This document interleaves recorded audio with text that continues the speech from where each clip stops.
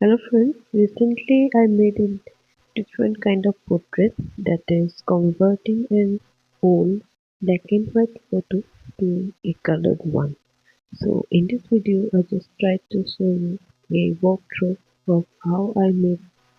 this conversion. तो मैंने एक अलग सा काम इस बार किया है जिसमें मैंने एक ब्लैक एंड व्हाइट फोटो को कलर में कन्वर्ट किया तो मैंने सोचा कैसे उसको मैंने बनाया है उसका थोड़ा सा एक दिखा दूँ डेमो तो आप लोग को ये कैसा लगा मुझे জৰুৰ बताइएगा এইটো ভিডিঅ'ত মই ভাবিলোঁ যে মই কেনেকৈ এখন ব্লেক এণ্ড হোৱাইট কালাৰ্ড দলে বনাইছোঁ সেইটো দেখুৱাওঁ বুলি আৰু আপোনালোকে মোক এইটো জনাব যে